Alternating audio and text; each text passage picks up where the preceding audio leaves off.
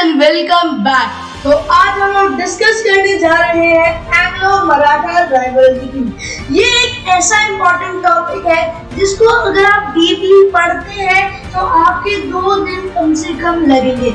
इस टॉपिक के बिना ना ही एनडीए में और ना ही यूपीएससी में उसके क्वेश्चन कंप्लीट हो सकते हैं। इस टॉपिक को हम लोग आपके लिए ब्रीफ में लेके आए हैं। तो चलिए सबसे पहले देख लेते हैं कि हम लोग इस वीडियो में क्या क्या चीजें डिस्कस करने वाले हैं। तो 3 एंग्लो मराठा वॉर्स हुई थी, उनको हम लोग इस वीडियो में डिस्कस करने वाले हैं। The first war, the second war and the third war. Video के लेक्चर को स्टार्ट करने से पहले हम लोग एक बहुत ही प्यारा कोट ले लेते हैं जो कि है छत्रपति शिवाजी महाराज जी का, never bend your head, always hold it high. तो बहुत अच्छा कोट है। चलिए अपने लेक्चर को स्टार्ट करते हैं। तो फर्स्ट एंग्लो मराठा वॉर बहुत ही इम्पोर्टेंट वॉर रही है वर्ल्ड मॉडर्न टाइम्स के हिसाब से और ब्रिटिश इंडिया हिस्ट्री के लिए। तो जो नारायण राव, जो पेशवा नारायण राव थे, इसकी स्टोरी इस टाइप से रिवॉल्व करती है कि पेशवा नारायण राव की डेथ के बाद उनके अंकल रघुनाथ राव, पहले के टाइम में हमें पता है कि बेसिकली थ्रोन के लिए बहुत सी वॉर्स आपस में ही लड़ी जाती थी। तो इसी टाइप से रघुनाथ राव को हमारे थ्रोन को असेंड करना था मराठा एम्पायर के, लेकिन जो नारायण राव के जो सन थे उन्हें उस टाइम पे गद्दी पे बिठा दिया गया था। तो जो रघुनाथ जी थे उन्होंने क्या किया, उन्होंने इंग्लिश यानी ब्रिटिशर्स के साथ उन्होंने हाथ मिला लिए और उन्होंने सोचा कि वो अपनी ट्रीटीज के साथ हमारे मराठा एम्पायर के ऊपर अटैक करेंगे और थ्रोन को कैप्चर कर लेंगे with some treaties with the British. लेकिन इस बात को मराठा चीफ एज को पहले से ही पता चल गया था, इसीलिए उन्होंने इससे पहले कि एंग्लो जो ब्रिटिशर्स थे वो मराठा सल्तनत की जो मराठा एम्पायर थी उस पर हमला करें, उससे पहले मराठा चीफ्स ने ही एंग्लो टेरिटरी में इन्वेड कर दिया। और जो ये वॉर्स हुई थी, जो बैटल्स हुई थी, जो फर्स्ट एंग्लो मराठा वॉर के अंदर आती है, वो 1775 से लेकर 1782 के बीच में लड़ी गई थी। तो चलिए मेरा आपसे एक क्वेश्चन है, आप लोग चाहे तो इसका कमेंट में आंसर कर सकते हैं। तो मेरा आपसे ये क्वेश्चन है कि आप मुझे ये बताइए कि जो फर्स्ट एंग्लो मराठा वॉर हुई थी उसमें ब्रिटिशर के कौन से कमांडर ब्रिटिश आर्मी को लीड कर रहे थे। तो ये आपका क्वेश्चन है, वीडियो के डिस्क्रिप्शन में आपको क्वेश्चन नंबर 1 के नाम से भी मिल जाएगा। तो आप देखिए लेट्स कम बैक। जो फर्स्ट एंग्लो मराठा वॉर थी उसका ये रिजल्ट आया कि ट्रीटी ऑफ सलबाई, जो कि म्यूचुअल फ्रेंडशिप की म्यूचुअल एग्रीमेंट के तहत एक ट्रीटी ऑफ सलबाई हुई थी मराठा और ब्रिटिशर्स के बीच में। रघुनाथ राव को उसने क्योंकि देशद्रोह किया था तो रघुनाथ राव को पनिश किया गया था। तो इस तरीके से हमारी फर्स्ट एंग्लो मराठा वॉर एकदम अच्छे से हो गई, हमने पूरी से कंप्लीट कर लिया। अब स्टोरी आगे चलती है। बहुत सालों तक एकदम मस्त आराम से मराठा रह रहे हैं, रूल कर रहे हैं, उनकी हमारे मैसूर की भी हेल्प कर रहे हैं। तो अभी क्या होता है, अब आगे आ जाती है सेकेंड एंग्लो मराठा वॉर। कुछ साल बाद हम मराठास के अंदर ही अंदर कुछ चीजें मतलब बेसिकली बिगड़ने लग जाती हैं, रिलेशन बिगड़ने लग जाते हैं कुछ रीजंस की वजह से। पेशवा बाजीराव, जो उस टाइम के पेशवा थे बाजीराव, उन्होंने जसवंत राय होलकर के ब्रदर बिट्टू जी का मर्डर कर दिया, जिसकी वजह से होलकर ने पेशवा बाजीराव को फोर्स कर दिया कि वो बशेर नाम की एरिया से फ्ली हो जाए और अपने एरिया को बेसिकली उसे सरेंडर कर दे।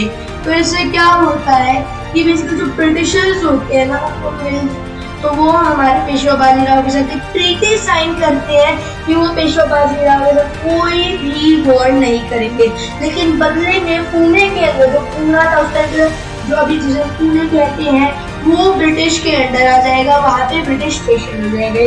अब इस टाइम तक ब्रिटिशर्स थे वो इंडिया के बहुत से पार्ट में अपने आप को एस्टेब्लिश कर चुके थे, चाहे वो मैसूर हो, चाहे वो बंगाल हो, चाहे वो दिल्ली हो। उस टाइम तक सारे बहुत से रीजन्स में ब्रिटिशर्स एस्टेब्लिश हो चुके थे। तो अब दौलत राव सिंधिया जो हैं उन पर ब्रिटिशर्स अपनी पकड़ बनाने के लिए उनके ऊपर वॉर को वेज कर देते हैं, उनके ऊपर अटैक कर देते हैं, जिससे क्या होता है कि दौलत और सिंधिया हार जाते हैं और उनकी सारी टेरिटरीज को ब्रिटिशर्स एक्वायर कर लेती हैं। अब किसी सेम टाइप से जसवंत राव होलकर के साथ भी यही होता है। जो ब्रिटिशर्स है वो उनको मारते तो नहीं है, ना ही दौलत राव सिंधिया को, लेकिन उन्हें हराकर अपनी इनकी बेसिकली पोजीशन जो कि उनका थ्रोन था, टेरिटरी थी, उसको ले लेते हैं। अब देखो ये जो बैटल सीरीज थी जो कि जिसे हम सेकेंड एंग्लो मराठा वॉर के नाम से जानते हैं, ये 1803 से लेकर 1806 के बीच में लड़ी गई थी। अब हमें पता चलता है कि 1803 में हमें पता चलता है कि ब्रिटिशर्स लॉयल नहीं थे। उन्होंने जो उनकी ट्रीटी थी, जो हमने पीछे ये ट्रीटी पढ़ी थी हमने यहाँ पे, तो सलबाई की जो म्यूचुअल फ्रेंडशिप की जो ट्रीटी थी उसे बिट्रे कर दिया और सेकेंड एंग्लो मराठा वॉर इस तरीके से हुई थी। अब आगे आ जाता है थर्ड एंग्लो मराठा वॉर। तो थर्ड एंग्लो मराठा वॉर हमारी 1817 से लेके 1819 तक होती है। अब देखो भाई, पेशवा बाजीराव की टेरिटरी ले ली, दौलत राव सिंधिया की टेरिटरी ले ली और होलकर्स की भी टेरिटरी अगर ब्रिटिश ने ले ली है तो जाहिर सी बात है उनके अंदर गुस्सा आएगा, वो अपनी टेरिटरी को वापस लेना चाहेंगे। आखिर कौन है जो अपनी टेरिटरी को ऐसे ही जान देगा? हमें याद है जैसे बैटल ऑफ बक्सर में भी हुआ था, जो कि 3 रूलर्स थे हमारे, जो एक अवध के नवाब थे, दिल्ली के सुल्तान थे और बंगाल के जो नवाब थे, उन्होंने बैटल ऑफ बक्सर में भी अपनी टेरिटरी लेने के लिए तो करा था। तो सेम यहाँ पे जो थर्ड एंग्लो मराठा वॉर होती है ना, उसके अंदर पेशवा बाजीराव और दौलत राव सिंधिया और होलकर का एक रिलेटिव जो जसवंत राव होलकर था, उसका एक रिलेटिव मल्हार राव होलकर अपनी आर्मी को कंबाइन कर लेते हैं ताकि वो ब्रिटिशर्स को डिफीट कर सके, अपनी टेरिटरीज को वापस एक्वायर कर सके। लेकिन जो ब्रिटिशर्स होते हैं वो मराठास की कंबाइंड आर्मी को भी चकनाचूर कर देते, उसे क्रश कर देते उस आर्मी को, और फिर जितनी और हमारी ये थर्ड एंग्लो मराठा वॉर इस तरीके से खत्म हो जाती है। हमारे 3 साल तक, ये लगभग 3 साल तक एंग्लो मराठा वॉर चलती है, जो थर्ड एंग्लो मराठा वॉर थी। अब हमारे ये सवाल आएगा, जैसे मैंने पीछे आपसे पूछा था कि फर्स्ट एंग्लो मराठा वॉर के अंदर कौन नेतृत्व कर रहा था ब्रिटिश आर्मी का? तो अभी देखो, जो मैंने आपको ये तो मेंशन कर दिया है कि थर्ड एंग्लो मराठा वॉर के अंदर कौन था हमारा नेतृत्व कर रहा था, कौन था कमांडर इन चीफ? वो था गवर्नर जनरल हेस्टिंग्स या फिर वॉरेन हेस्टिंग्स। उसने एजुकेशन सिस्टम में बहुत से रिफॉर्म्स लाए थे और उसने पाठशाला वगैरह बहुत सी बनाई थी। उसके बारे में एक अलग वीडियो बनाने वाला है, लेकिन आपका एक होमवर्क है, आपसे मेरा सवाल है कि फर्स्ट और सेकेंड एंग्लो मराठा वॉर के कौन एंग्लो साइड से कौन थे कमांडर इन चीफ? आपको मेरे को ये आंसर देना ही हो तो मैं आपको एक थर्ड देने वाला हूँ, तो चलिए वेट करते हैं आपके आंसर्स का। अब आगे आ जाते हैं हम लोग एक फन फैक्ट के बारे में।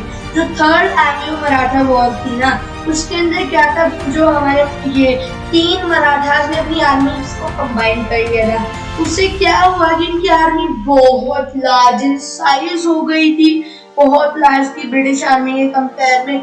लेकिन हमें यहाँ पे देखना पड़ता है कि ब्रिटिश सोल्जर्स जो थे वो एक टाइम पर आउट नंबर्ड हो गए थे, एक टाइम पर उनकी पूरी रीइंफोर्समेंट नहीं हो पा रही थी।